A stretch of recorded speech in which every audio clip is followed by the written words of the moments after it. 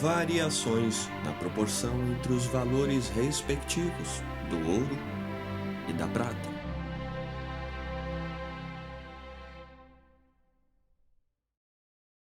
Antes da descoberta das minas da América, o valor do ouro puro em relação à prata pura era regulado nas diversas casas de moeda europeias entre as proporções de 1 para 10 e 1 para 12. Isto é, supunha-se que uma onça de ouro puro valia de 10 a 12 onças de prata pura. Pelos meados do século passado, o valor foi regulado entre as proporções de 1 para 14 e 1 para 15. Isto é, uma onça de ouro puro supunha-se igual a 14 ou 15 onças de prata pura. O ouro aumentou seu valor nominal, ou seja, na quantidade de prata a ser paga por ele. O valor real dos dois metais baixou, ou seja, na quantidade de trabalho que tinham condições de comprar. Mas a prata baixou mais que o ouro. Embora o ouro e a prata das minas da América excedessem em abundância todas as minas que se conheciam até então, parece que a riqueza das minas de prata era proporcionalmente ainda maior que a das minas de ouro. Da mesma forma que na Europa, na Casa da Moeda, talvez seja avaliado muito alto em relação ao valor que tem no mercado de Bengala. Na China, a proporção do ouro para a prata continua sendo de 1 para 10 ou 1 para 12. No Japão, afirma-se que é de 1 para 8. A proporção entre as quantidades de ouro e prata anualmente importadas na Europa, segundo o relato do Sr. Meggins, é aproximadamente de 1 para 22. Isto é, para uma onça de ouro, importa-se um pouco mais que 21 onças de prata. A grande quantidade de prata enviada anualmente às Índias Orientais reduz, supõe ele, as quantidades daqueles metais que permanecem na Europa, a proporção de 1 para 14 ou 15, a proporção dos valores respectivos. Ele parece pensar que a proporção entre seus valores deve necessariamente ser a mesma que a existente entre suas quantidades, e seria, portanto, de 1 para 22, não fosse por essa maior exportação de prata. Mas a proporção normal entre os valores respectivos de duas mercadorias não é necessariamente a mesma que a proporção entre as quantidades que normalmente estão no mercado. O preço de um boi, calculado em 10 guinéus, é aproximadamente 60 vezes o preço de um cordeiro, calculado em 3 shillings e 6 pence. Entretanto, seria absurdo inferir daí que comumente existem no mercado 60 cordeiros para cada boi. E seria exatamente tão absurdo concluir do fato de uma onça de ouro comprar geralmente de 14 a 15 onças de prata, que comumente há no mercado somente 14 ou 15 onças de prata por cada onça de ouro. É provável que a quantidade de prata existente geralmente no mercado seja muito maior em relação à quantidade de ouro do que o valor de uma certa quantidade de ouro seja maior em proporção com uma quantidade igual de prata. A quantidade total de uma mercadoria barata colocada no mercado não é somente maior, mas também de maior valor do que a quantidade total de uma mercadoria cara. A quantidade total de pão comercializada anualmente não somente é maior, mas também seu valor total é maior do que a quantidade anual total de carne de açougue. Por sua vez, a quantidade total de carne de açougue é maior que a quantidade total de carne de aves domésticas e a quantidade total de carne de aves domésticas do que a quantidade total de aves selvagens de caça. Os compradores de mercadorias baratas são tão mais numerosos que os de mercadorias caras, que geralmente se pode vender não somente uma quantidade maior daquelas, mas também um valor maior. Portanto, a quantidade total da mercadoria barata deve geralmente ser maior, em proporção com a quantidade total da mercadoria cara, do que o valor de uma certa quantidade da mercadoria cara o é em proporção de uma quantidade igual da mercadoria barata. Quando compararmos os metais preciosos entre si, a prata é barata e o ouro é caro. Naturalmente, devemos, pois, esperar que no mercado deve haver sempre não somente uma quantidade maior, mas também um valor maior de prata do que o de ouro. Façamos qualquer pessoa que tenha um pouco de ouro e de prata comparar sua própria prata com sua baixela de ouro. Ela provavelmente constatará que não somente a quantidade, mas também o valor da prata excedem de muito o do ouro. Além disso, existem muitas pessoas que têm uma boa quantidade de prata, mas não têm baixela de ouro. Este, mesmo no caso dos que possuem, geralmente se limita a caixas de relógio, caixinhas de rapé e outras quinquilharias similares, cuja quantia total raramente é de grande valor. Na moeda britânica, realmente o valor da prata é muito preponderante, mas tal não ocorre na moeda de todos os países. Na moeda de alguns países, o valor dos dois metais é mais ou menos igual. Na moeda escocesa, antes da união com a Inglaterra, o ouro tinha muito pouca preponderância, embora houvesse alguma preponderância, como transparece os relatórios da Casa da Moeda. Na moeda de muitos países, prepondera a prata. Na França, as somas maiores são geralmente pagas em moedas de prata, sendo lá difícil obter mais ouro do que o necessário para carregarmos conosco no bolso.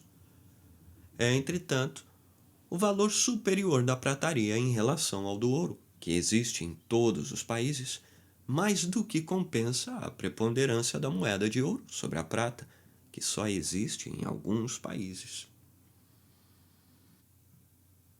Embora em certo sentido a prata sempre foi e provavelmente será mais barata que o ouro, em outro sentido, pode-se talvez dizer que, no atual estado do mercado espanhol, o ouro é algo mais barato que a prata. Pode-se dizer que uma mercadoria é cara ou barata, não somente de acordo com o nível absoluto, alto ou baixo de seu preço real, mas também de acordo com que o preço esteja mais ou menos acima do preço mínimo pelo qual é possível colocá-la no mercado por um período de tempo considerável. Esse preço mínimo é o que simplesmente repõe, com o lucro moderado, o capital que se precisa empregar para colocar a mercadoria no mercado. É o preço que nenhuma renda proporciona ao dono de terra. É o preço no qual a renda não entra como componente, pois ele se decompõe integralmente em salários e lucro. Ora, no presente estado do mercado espanhol, o ouro certamente está algo mais próximo desse preço mínimo do que a prata. O imposto do rei da Espanha sobre o ouro é apenas 1/20 do metal padrão, isto é, 5%, enquanto o imposto sobre a prata ascende a 1/10, ou seja, 10%. Já tem sido observado que é nesses impostos que consiste toda a renda da maior parte das minas de ouro e prata da América Espanhola. E o imposto sobre o ouro é ainda mais sonegado que o que incide sobre a prata. O lucro dos empreiteiros das minas de ouro, além disso, por ser mais raro fazerem fortuna, via de regra, é necessariamente mais modesto que o dos empreiteiros das minas de prata.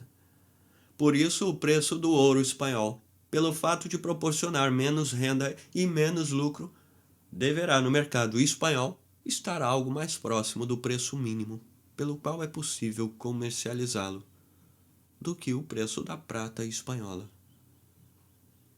Uma vez computadas todas as despesas, ao que parece, a quantidade total de ouro não pode, no mercado espanhol, ser vendida com tanta vantagem como a quantidade total de prata. Com efeito, o imposto do rei de Portugal sobre o ouro dos Brasis é o mesmo que o antigo imposto do rei da Espanha sobre a prata do México e do Peru, ou seja, um quinto do metal padrão. Pode assim ser incerto se, para o mercado geral da Europa, o volume total do ouro americano se aproxima mais do preço mínimo pelo qual é possível levá-lo para lá do que o volume total de prata americana.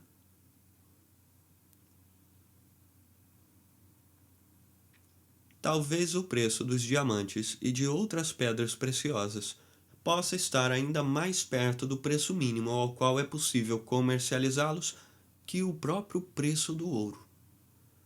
É improvável que um dia se abra mão, ao menos enquanto for possível pagá-lo, de uma parcela do imposto que se impõe não somente a um dos artigos mais adequados à taxação, por ser um simples artigo supérfluo e de luxo, mas que assegura uma receita tão ponderável como é um imposto sobre a prata. Não obstante isso, a própria impossibilidade de recolher este imposto, que em 1736 obrigou a reduzi-lo de 1/5 para 1/10, pode eventualmente obrigar a reduzi-lo ainda mais, da mesma forma como obrigou a reduzir o imposto sobre o ouro a 1/20. Toda pessoa que examinou o estado das minas reconhece que as minas de prata da América Espanhola, como todas as outras, se tornam cada vez mais caras em sua exploração devido às grandes profundidades em que é preciso escavar e devido à ingente despesa necessária para extrair a água e fornecer ar fresco naquelas profundidades.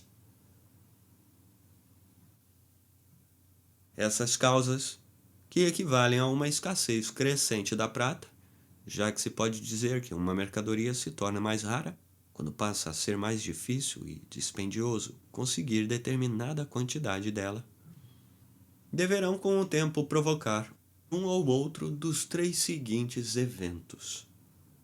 O aumento da despesa deverá 1.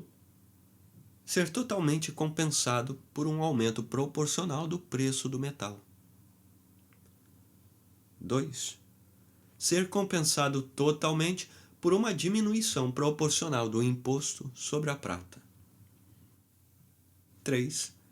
Ser compensado parcialmente por um daqueles dois eventos.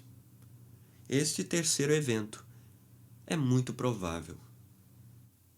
Assim como o ouro aumentou de preço em relação à prata, não obstante uma grande redução do imposto incidente sobre ele, da mesma forma, a prata poderia aumentar de preço em proporção com o trabalho e as mercadorias, apesar de uma redução igual do imposto sobre a prata. Tais reduções sucessivas do imposto, embora não possam impedir totalmente o aumento do valor da prata no mercado europeu, devem certamente retardá-lo em grau maior ou menor. Em consequência de tal redução, pode-se explorar muitas minas que antes era impossível explorar, porque não tinham condições para cobrir o antigo imposto. E a quantidade de prata colocada então no mercado anualmente deverá ser sempre algo maior, e o valor de qualquer quantidade dada será algo menor do que teria sido de outra forma.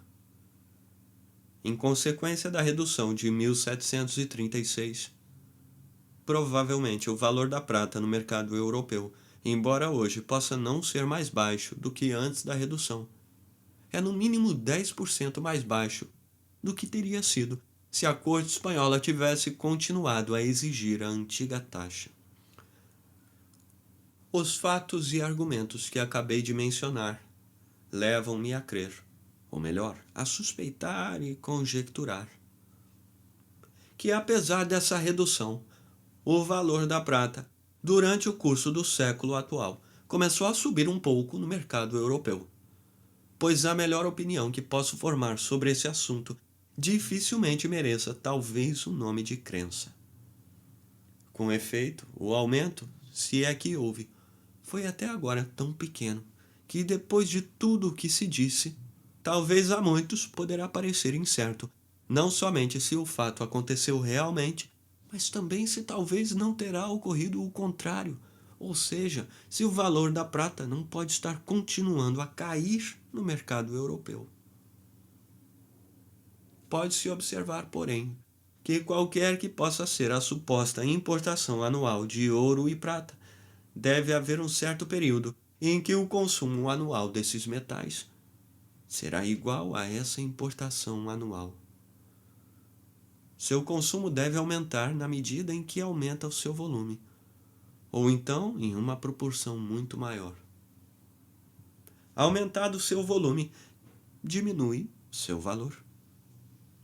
Os metais passam então a ser mais usados, haverá menos cuidado e, consequentemente, seu consumo aumentará em proporção maior do que o seu volume. Portanto, depois de um certo período, o consumo anual desses metais deve assim tornar-se igual à quantidade importada, desde que a importação não aumente continuamente, o que não se supõe ser o caso no momento atual. Se, quando o consumo anual tiver se tornado igual à importação anual, essa começar a diminuir gradualmente, poderá durante algum tempo haver um excesso de consumo anual sobre a importação anual. O volume daqueles metais pode diminuir gradual e imperceptivelmente, aumentando seu valor também, gradual e imperceptivelmente, até que, tornando-se a importação anual novamente estacionária, o consumo anual gradualmente e de maneira imperceptível se ajuste àquilo que a importação anual puder manter.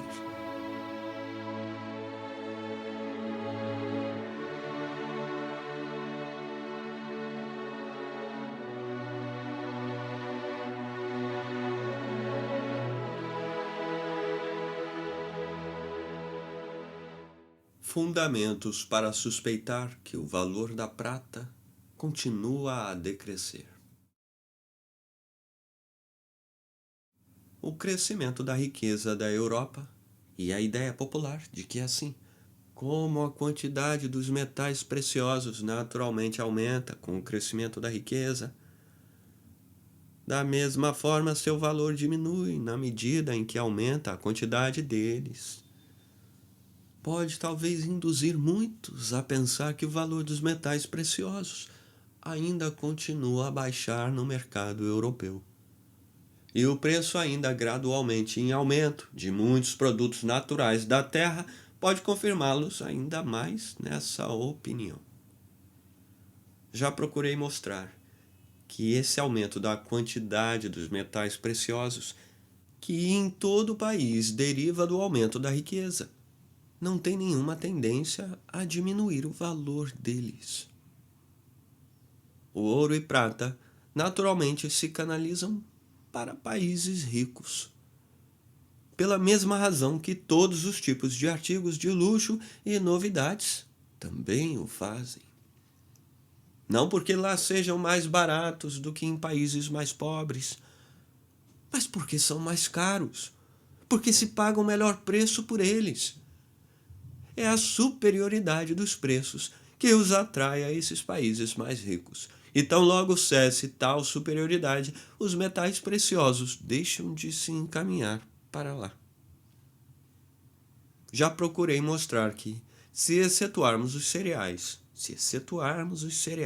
e outros vegetais cultivados inteiramente pelo trabalho humano, todos os outros tipos de produtos naturais, o gado, as aves domésticas, a caça de todos os tipos, os fósseis e minerais úteis da terra e etc., naturalmente se tornam mais caros na medida em que a sociedade progride em riqueza e desenvolvimento.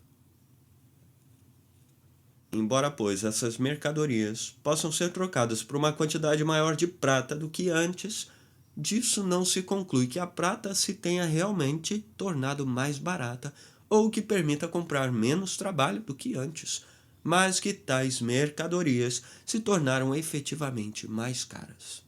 Isto é, têm condições para comprar mais trabalho do que antes. Não é somente o seu preço nominal, mais o seu preço real, que sobe com o avanço do desenvolvimento. O aumento de seu preço nominal é o efeito não de alguma desvalorização da prata, mas do aumento de seu preço real.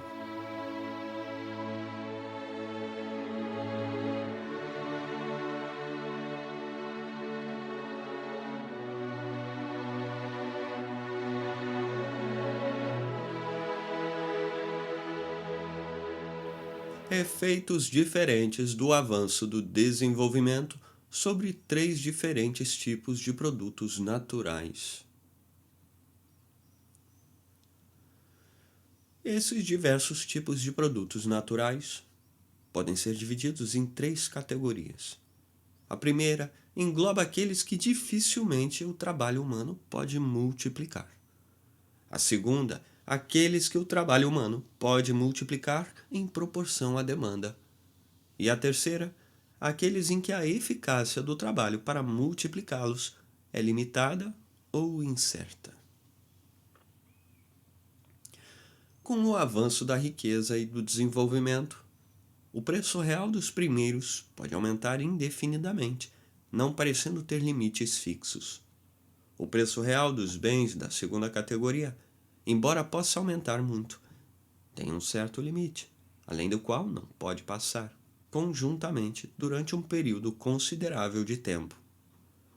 O preço real dos produtos da terceira categoria, embora sua tendência natural seja aumentar com o avanço do desenvolvimento, pode às vezes até cair no mesmo grau de desenvolvimento, podendo às vezes continuar inalterado e às vezes pode aumentar mais ou menos, conforme eventos diversos tornem mais ou menos bem-sucedidos os esforços humanos feitos no sentido de multiplicar esses produtos naturais. Primeiro tipo de produto. O primeiro tipo de produtos naturais, cujo preço sobe na medida em que avança o desenvolvimento, é aquele que dificilmente o trabalho humano pode multiplicar. Consiste naquelas coisas que a natureza produz apenas em certas quantidades e que, sendo elas de natureza muito perecível, é impossível acumular a produção de diversas estações. Tais são, por exemplo, a maior parte dos pássaros e peixes raros e únicos, muitos tipos de caça, quase todas as aves selvagens de caça, todas as aves migratórias em particular, bem como muitas outras coisas. Ao crescer a riqueza e o luxo que costuma acompanhá-la, provavelmente aumentará a demanda desses produtos, e não há trabalho humano capaz de aumentar a oferta para muito acima, muito além do que ela era antes desse aumento de demanda. Permanecendo, portanto, inalterada, ou quase inalterada, a quantidade dessas mercadorias, ao passo que aumenta continuamente a concorrência para comprá-las, seu preço pode subir a uma escala exorbitante e, ao que parece, sem limites. Se as galinholas viessem a se tornar de tal modo requisitadas, a ponto de serem vendidas por 20 guinéus o exemplar, nenhum esforço humano seria capaz de aumentar o número de galinholas muito além do que ele é atualmente. Isso explica o alto preço pago pelos romanos, na época de seu maior esplendor, por pássaros e peixes raros. Esses preços não eram efeito do baixo valor da prata na época, mas do alto valor dessas raridades e curiosidades que o homem não tem condições de multiplicar a seu bel prazer. Durante algum tempo, antes e depois da queda da República, o valor real da prata era maior em Roma do que é atualmente na maior parte da Europa. O preço que a República pagava pelo módios, ou selamim de trigo siciliano, pago a título de dízimo, era de 3 sestércios, equivalentes a mais ou menos 6 pence. Entretanto, esse preço provavelmente estava abaixo do preço médio de mercado, e a obrigação de os sicilianos fornecerem seu trigo a esse preço era considerada como uma taxa incidente sobre os agricultores da Sicília. Quando, portanto, os romanos precisavam encomendar mais trigo do que aquele a que se elevava o dízimo de trigo, eram obrigados a pagar o excedente à taxa de 4 sestércios, isto é, 8 pence por selamim, sendo que este era provavelmente considerado o preço moderado e razoável, isto é, o preço de contrato médio ou normal daqueles tempos, equivalendo aproximadamente a 21 shillings o quarter. Antes dos recentes anos de escassez, 28 shillings o quarter era o preço normal de contrato do trigo inglês, que em qualidade é inferior ao siciliano e geralmente se vende mais barato no mercado europeu. Por isso, o valor da prata nos tempos dos antigos romanos deve ter sido em relação ao seu valor atual, como 3 está para 4. Inversamente, ou seja, 3 onças de prata teriam então comprado a mesma quantidade de trabalho e de mercadorias que 4 onças compram hoje. Quando, portanto, lemos em Plínio que Ceio comprou um rouxinol branco de presente para a imperatriz Agripina, ao preço de 6.000 sestércios, equivalendo a mais ou menos 50 libras esterlinas de hoje, e que Asínio Celer comprou um salmonete ao preço de 8.000 sestércios, equivalentes a aproximadamente 66 libras, 13 shillings e 4 pence em nossa moeda corrente. A extravagância desses preços, por muito que nos possa deixar surpresos, no entanto pode nos parecer cerca de 1/3 a menos do que realmente custou. Seu preço real, a quantidade de trabalho e de substância que se pagava por eles, era aproximadamente 1/3 mais do que seu preço nominal pode constituir um símbolo para nós na época atual. Ceio pagou pelo rouxinol o comando de uma quantidade de trabalho e de subsistência igual ao que 66 libras, 13 shillings e 4 pence comprariam hoje. E Asínio Celer pagou pelo salmonete uma quantidade igual a que hoje se compraria com 88 libras, 17 shillings e 1/3 pence. A causa da exorbitância desses preços não foi a abundância da prata, mas antes a abundância de trabalho e subsistência de que os romanos dispunham, além do que era necessário para seu próprio uso. A quantidade de prata de que dispunham era muito menor do que aquela que o comando da mesma quantidade de trabalho e subsistência poderia proporcionar-lhes atualmente.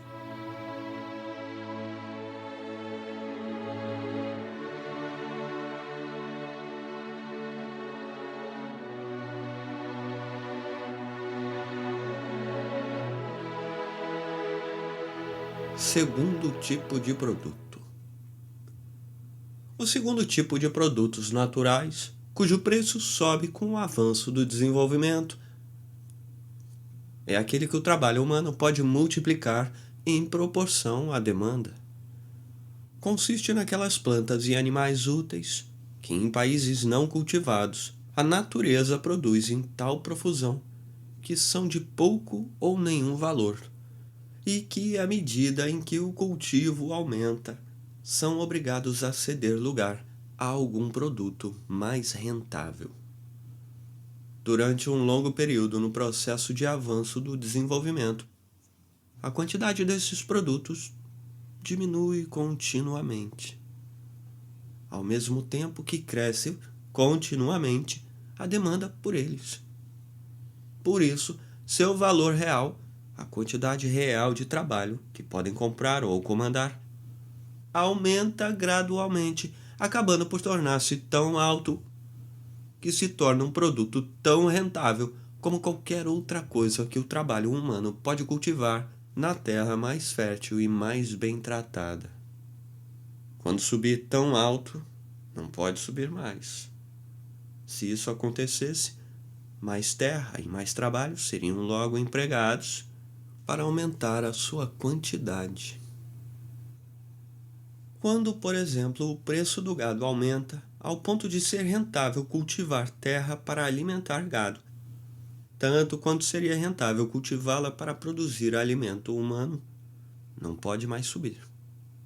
Se subisse, mais terra de trigo se transformaria logo em pastagem. A ampliação da lavoura, diminuindo a quantidade de pastagens agrestes, faz diminuir a quantidade de carne de açougue que o país naturalmente produz sem trabalho e cultivo, e faz aumentar o número daqueles que têm cereais ou, o que dá no mesmo, o preço de cereais para dar em troca pela carne de açougue, aumentando também a demanda. Por isso, o preço da carne de açougue e, consequentemente, do gado deve subir gradualmente até tornar-se tão alto que se tornem tão aproveitável para empregar as terras mais férteis e melhor cultivadas na produção de alimento para o gado, quanto no cultivo de trigo. Mas é preciso muito avanço de desenvolvimento antes que o cultivo possa se estender a um ponto tal que aumente o preço do gado a esse teto. E até esse ponto, se o país estiver efetivamente progredindo, seu preço deve aumentar continuamente.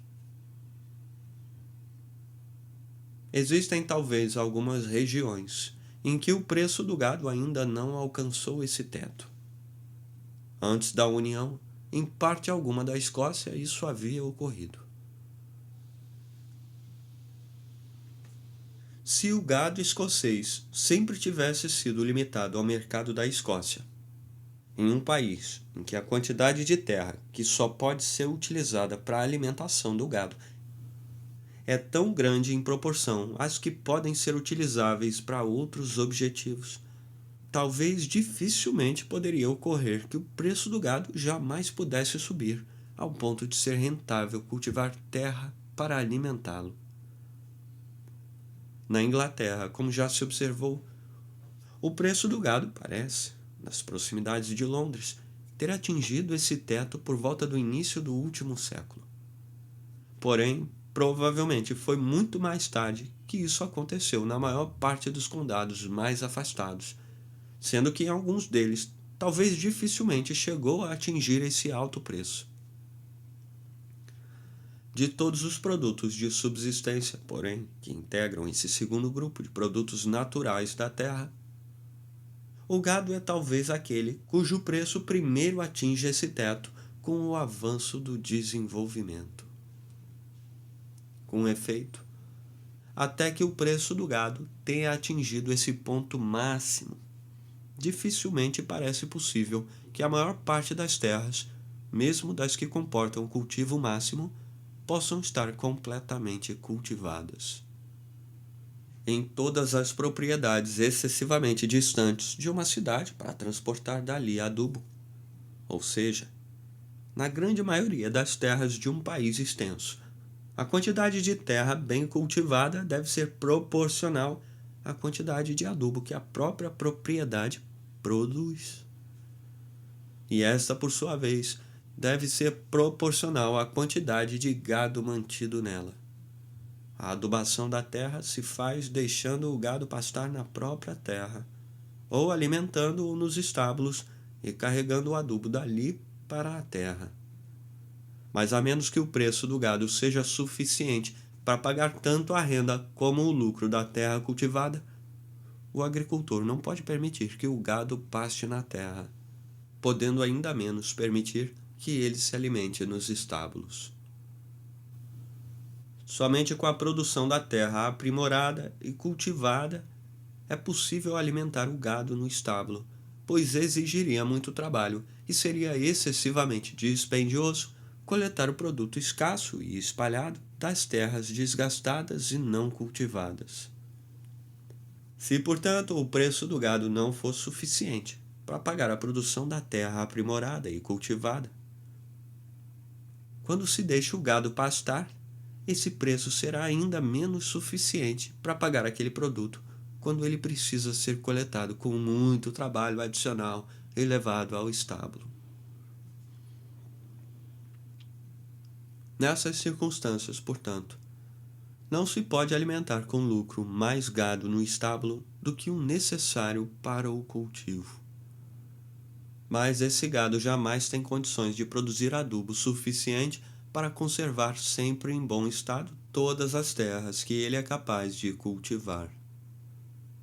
O adubo que o gado produz, sendo insuficiente para toda a propriedade, será naturalmente reservado para as terras cuja adubação seja mais vantajosa, as mais férteis ou talvez as localizadas nas proximidades de um pátio da propriedade.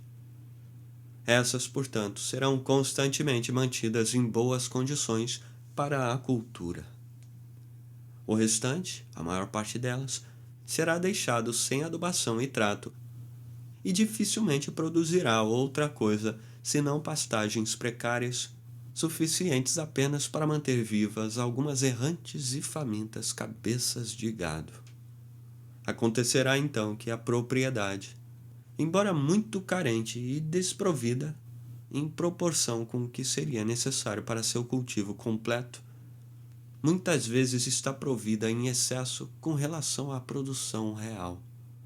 Entretanto, uma porção dessa terra não cultivada, depois de ter servido como pastagem precária durante 6 ou 7 anos seguidos, pode ser arada, podendo então proporcionar talvez 1 ou 2 colheitas pobres de aveia ou de algum outro cereal inferior, e depois disso, inteiramente esgotada, precisa ficar novamente em repouso e servir novamente como pastagem, como antes, depois do que, novamente a terra poderá ser arada para ser novamente esgotada e devolvida ao repouso.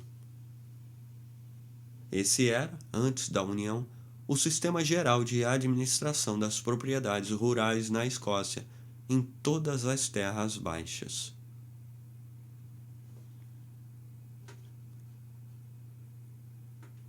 As terras que eram continuamente mantidas bem adubadas e em boas condições de cultivo dificilmente ultrapassavam a 3ª ou 4ª parte da propriedade, e às vezes não chegavam à 5ª ou à 6ª parte. O resto nunca era adubado, mas uma certa parte delas era, no entanto, regularmente cultivada e se exauria. Sob esse sistema de administração, evidentemente, mesmo aquelas partes de terras da Escócia suscetíveis de bom cultivo não produziriam muito, em comparação ao que poderiam produzir. Todavia, por mais desvantajoso que se considere esse sistema, parece que, antes da União, o baixo preço do gado o tornou mais ou menos inevitável. Se, não obstante um grande aumento do preço do gado, esse sistema continua vigente na maior parte do país, sem dúvida isso se deve, em muitos lugares, à ignorância e ao apego aos velhos usos, mas em muitos outros, aos obstáculos inevitáveis que o curso natural das coisas opõe à implantação imediata ou rápida de um sistema melhor.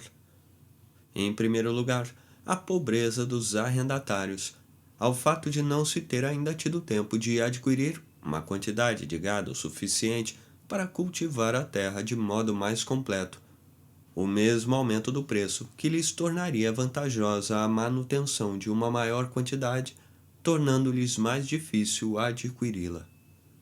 E, em segundo lugar, por não terem ainda tido tempo de colocar suas terras em condições de manter devidamente essa maior quantidade, na suposição de que sejam capazes de adquiri-la. O aumento da quantidade de gado e o aprimoramento da terra são duas coisas que devem andar de mãos dadas, sendo que uma nunca pode avançar mais que a outra. Sem algum aumento da quantidade de gado, dificilmente poderá haver qualquer melhoria da terra, mas só pode haver um aumento considerável da quantidade de gado, apenas em consequência de um melhoramento considerável da terra. Porque, de outra maneira, a terra não poderia mantê-lo. Esses obstáculos naturais à implantação de um sistema melhor só podem ser eliminados por um longo período de economia e trabalho. Talvez seja necessário meio século ou um século inteiro para ficar totalmente abolido no país inteiro o velho sistema, que se está desgastando progressivamente. Ora, de todas as vantagens comerciais auferidas pela Escócia de sua união com a Inglaterra, esse aumento do preço do gado talvez seja a maior. Isso não somente fez aumentar o valor de todas as propriedades da Alta Escócia, como também constituiu, talvez, a causa principal do desenvolvimento das terras da Baixa Escócia. Em todas as colônias novas, a grande quantidade de terras incultas, que durante muitos anos não podem ser utilizadas para outra coisa senão a criação de gado, logo torna extremamente abundante o gado, e seus preços baixos são a consequência necessária da sua grande abundância. Embora todo o gado das colônias europeias na América tenha inicialmente vindo da Europa, logo ele se multiplicou tanto lá, e seu valor se tornou tão baixo, que mesmo os cavalos andavam soltos nas florestas sem que algum proprietário considerasse valer a pena reclamar sua posse. Deve passar muito tempo após a fundação dessas colônias, antes que se torne rentável alimentar gado com o produto das terras cultivadas. Por conseguinte, as mesmas causas, a falta de adubo e a desproporção entre a quantidade de gado empregado no cultivo e a terra que o gado precisa cultivar, provavelmente levarão a introduzir no local um sistema agrícola não muito diferente do que continua a funcionar em tantas regiões da Escócia. O viajante sueco, Sr. Kalm, ao referir-se à agricultura de algumas colônias inglesas na América do Norte, tal como as viu em 1749, observa que dificilmente conseguiu lá descobrir as características da nação inglesa, tão habilidosa em todos os setores agrícolas. Dificilmente adubam seus campos de trigo, diz ele. Quando uma área de terra está esgotada por colheitas contínuas, roçam e cultivam uma outra extensão de terra virgem. E quando esta também se esgota, fazem o mesmo com uma terceira. Deixam seu gado andar solto pelas florestas e outros solos não cultivados, onde o gado vive esfomeado, tendo há muito tempo arrancado quase todo o capim anual, cortando-o muito cedo na primavera, antes que pudesse florescer e dar sementes. Ao que parece, o capinzal anual era o melhor naquela região da América do Norte. E quando os europeus lá chegaram, ficando-se pela primeira vez, esses capinzais eram muito densos, atingindo a altura de 3 ou 4 pés. Uma área de terra que, quando o autor escreveu, não era suficiente para manter uma vaca. Anteriormente, como foi informado, tinha condições de manter 4, sendo que cada uma delas teria dado o quádruplo da quantidade de leite de uma. Em sua opinião, a pobreza das pastagens gerou o deterioramento do gado, o qual degenerou sensivelmente de uma geração para outra. O gado de lá provavelmente se assemelhava a essa raça decaída que era comum em toda a Escócia há 30 ou 40 anos atrás, e que agora está tão melhorada na maior parte da região baixa da Escócia, não tanto por mudança de raça, embora este meio tenha sido empregado em alguns lugares, mas antes, mediante um método mais completo de alimentação. Embora, portanto, se requeira um período de desenvolvimento considerável para que o gado atinja um preço que torne rentável o cultivo de terras para alimentá-lo, talvez se possa afirmar que, de todos os produtos naturais que compõem a segunda categoria, o gado é talvez o primeiro a atingir tal preço compensador. Antes que isso aconteça, parece impossível que o desenvolvimento possa atingir sequer aquele grau de perfeição que atingiu em muitas regiões da Europa. Se o gado está entre os primeiros, Talvez o veado esteja entre as últimas categorias dessa espécie de produção rústica que atingem tal preço. O preço da carne de veado na Grã-Bretanha, por mais exorbitante que possa parecer, nem sequer é suficiente para compensar a despesa de uma criação de cervídeos, como sabem muito bem todos os que têm alguma experiência nesse setor. Se não fosse assim, a alimentação de servos logo se tornaria um negócio generalizado, da mesma forma como ocorria entre os antigos romanos com a alimentação desses pequenos pássaros chamados turdídeos. Varrão e Columella garantem-nos que se tratava de um negócio altamente rendoso. Afirma-se que em algumas regiões da França é bom negócio engordar hortulanas, aves migratórias que chegam magras ao país. Se a caça ao veado continuar na moda, e se a riqueza e o luxo continuarem a aumentar na Grã-Bretanha, como aconteceu durante algum tempo no passado, é muito provável que seu preço suba ainda muito mais do que atualmente.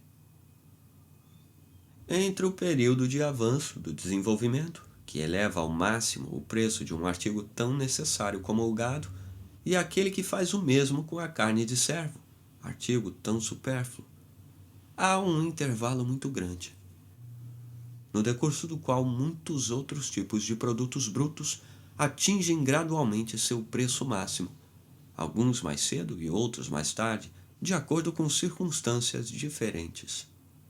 Assim, em toda a propriedade rural, os restos dos celeiros e estábulos manterão um certo número de aves domésticas, pelo fato de serem estas alimentadas com coisas que de outra forma se perderiam, constituem uma medida de economia. E já que pouco ou nada custa sua criação, o agricultor pode vendê-las a preço muito baixo. Quase tudo que ele obtém da venda é ganho líquido, sendo que o preço dificilmente será tão baixo que desestimule a criar esse número. Em países mal cultivados e, portanto, pouco povoados, as aves domésticas, criadas sem despesas, muitas vezes são plenamente suficientes para atender a toda a demanda. Nessa situação, muitas vezes são tão baratas como a carne de açougue ou qualquer outro tipo de alimento animal. Entretanto, a quantidade total de carne de aves domésticas que a propriedade produz sem despesas deve sempre ser muito inferior à quantidade de carne de açougue produzida na respectiva propriedade. E em épocas de riqueza e luxo, o que é raro, em paridade de mérito, sempre é preferida aquilo que é comum. Já que, portanto, a riqueza e o luxo aumentam em consequência do aprimoramento e do cultivo da terra, o preço da carne de aves domésticas aos poucos supera o preço da carne de açougue, até atingir um ponto em que se torna rentável cultivar terra para criar tais aves. Quando se atinge esse preço, dificilmente ele pode subir mais.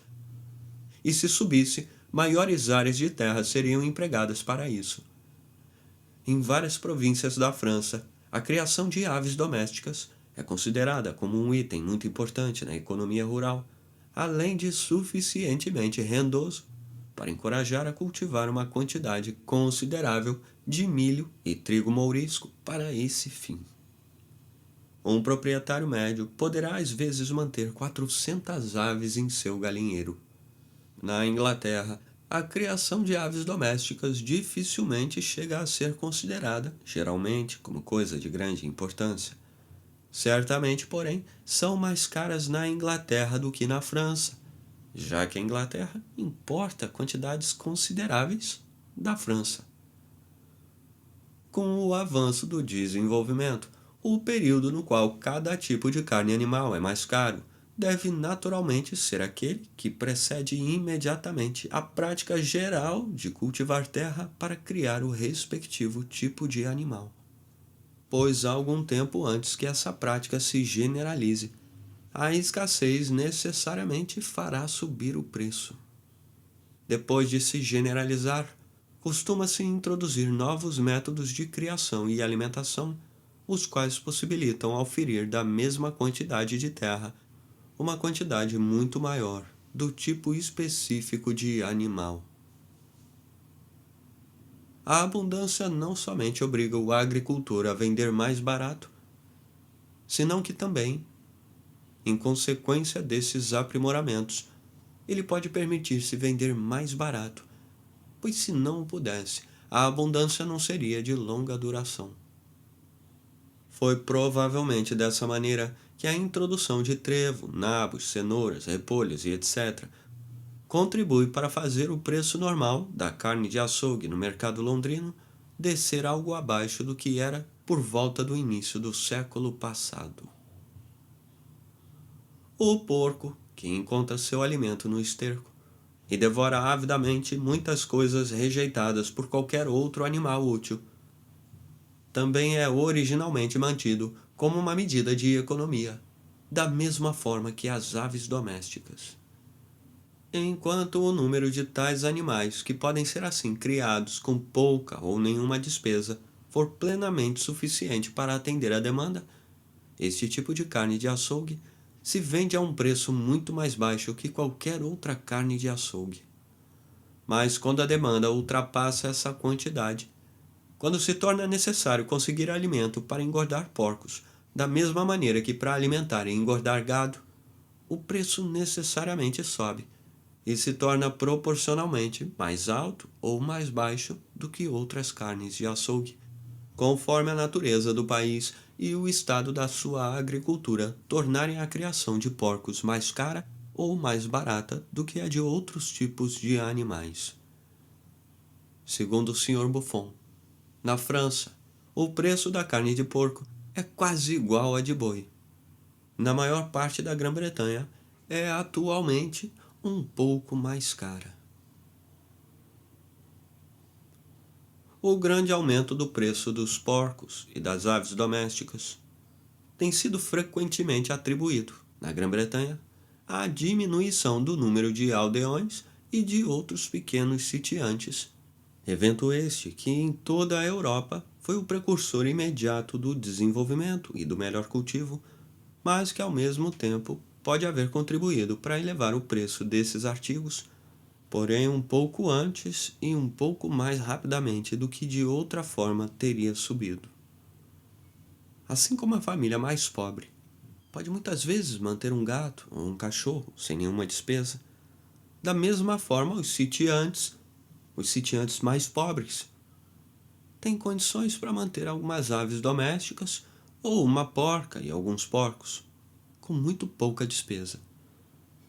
Os pequenos restos de sua própria mesa, o leite desnatado e o leiteiro, fornecem uma parte da alimentação desses animais, sendo que o resto pode encontrá-lo nos campos vizinhos, sem causar prejuízo sensível a ninguém. Ao diminuir o número desses pequenos sitiantes, portanto, a quantidade desse tipo de mantimento, produzido com pouca ou nenhuma despesa, deve certamente haver diminuído bastante e, consequentemente, seu preço deve haver aumentado antes e mais rapidamente do que teria ocorrido de outra forma. Mais cedo ou mais tarde, porém, à medida que avança o desenvolvimento, o preço deve ter subido ao máximo possível, ou seja, ao ponto em que ele paga a mão de obra e a despesa necessária para cultivar a terra que proporciona alimento a esses animais, com a mesma compensação que na maior parte das outras terras cultivadas. O negócio dos laticínios, similarmente à criação de porcos e aves domésticas, de início é feito como medida de economia. O gado necessariamente mantido em uma propriedade rural produz mais leite do que o necessário para a alimentação das crias e o consumo da família do criador, sendo que em determinada estação a produção atinge o máximo. Mas de todos os produtos da terra, o leite talvez seja o mais perecível. No verão, quando sua abundância é maior, dificilmente ele se conserva por 24 horas. O agricultor, ao transformá-lo em manteiga fresca, estoca uma parte dele para uma semana, e transformando-o em manteiga salgada, conserva-o por 1 ano. Fazendo o queijo conserva uma parcela muito maior de leite por vários anos. Uma parte disso é reservada para o uso da própria família. O resto é comercializado à procura do melhor preço que se possa obter e que dificilmente pode ser tão baixo a ponto de desestimular o agricultor a colocar no mercado o que, além disso, não é utilizado para o consumo de sua própria família. Com efeito, se o preço for muito baixo, ele provavelmente administrará os seus laticínios de forma muito desleixada e sem nenhuma higiene, e dificilmente achará que vale a pena manter um espaço ou construção específica para este fim, contentando-se em fazer a manteiga, o queijo e etc., no meio de fumaça, fuligem e sujeira de sua própria cozinha, como acontecia em quase todos os laticínios de agricultores da Escócia 30 ou 40 anos atrás, e como ocorre ainda hoje em muitos deles. As mesmas causas que gradualmente fazem subir o preço da carne de açougue, isto é, o aumento da demanda e, em consequência, do aprimoramento da terra, a diminuição da quantidade de animais, que podem ser criados com pouca ou nenhuma despesa, fazem subir igualmente o preço dos laticínios, que naturalmente está ligado ao da carne de açougue, ou à despesa de manutenção do gado.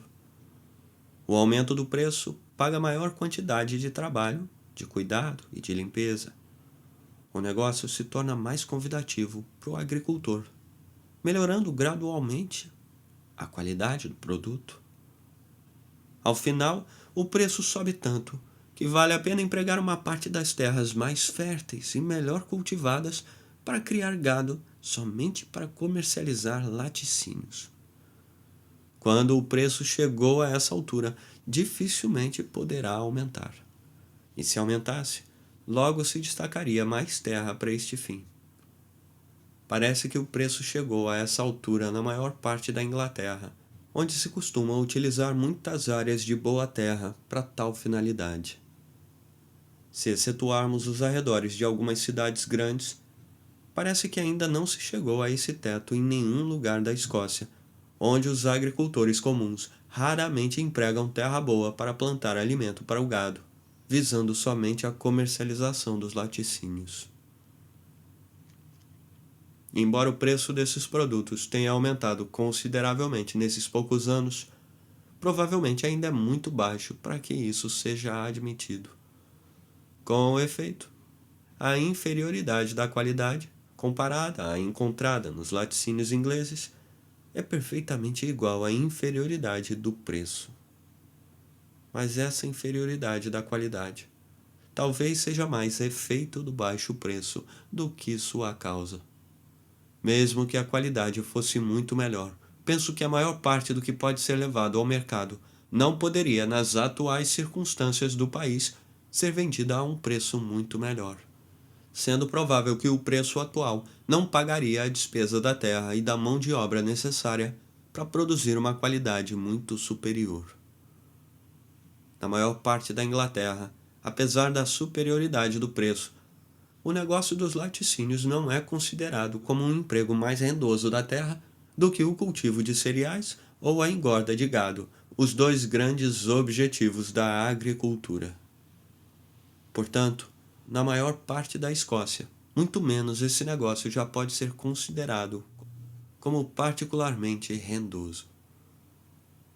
Evidentemente, em nenhum país as terras podem ser completamente cultivadas e aprimoradas antes que o preço de cada produto nelas cultivado seja tão compensador que pague a despesa de todo o melhoramento e cultivo.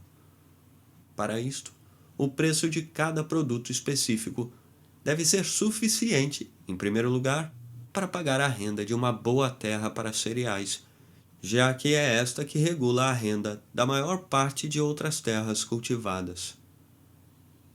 Em segundo lugar, deve ser suficiente para pagar a mão de obra e as despesas do arrendatário, com a mesma compensação garantida por uma terra em que se cultivam cereais. Em outras palavras, o preço do produto deve ser suficiente para repor, juntamente com o lucro normal, o capital empregado na terra pelo arrendatário. Evidentemente, este aumento do preço de cada produto específico deve anteceder ao aprimoramento e ao cultivo da terra destinada a cultivá-lo. O ganho é o objetivo de toda a melhoria, e uma coisa cuja consequência necessária fosse o prejuízo não mereceria o nome de melhoria ou aprimoramento. Ora, o prejuízo seria a consequência necessária do aprimoramento de uma terra se feito para produzir uma coisa cujo preço nunca pudesse cobrir os custos da melhoria implantada. Se o aprimoramento e o cultivo constituírem, como certamente constituem, a maior vantagem pública, esse aumento do preço de todos os tipos de produtos naturais da terra, ao invés de ser considerado calamidade pública, deve ser visto como o precursor necessário e responsável pelas maiores de todas as vantagens públicas. Esse aumento do preço nominal, ou em dinheiro, desses diversos tipos de produtos naturais da terra, foi o efeito, mas de um aumento de seu próprio preço real. Passaram a valer não somente uma quantidade maior de prata, mas também uma quantidade maior de trabalho e de alimentos do que antes. Assim, como custa mais trabalho e mais alimentos para colocá-los no mercado, da mesma forma, quando lá chegam, representam ou são equivalentes a uma quantidade maior.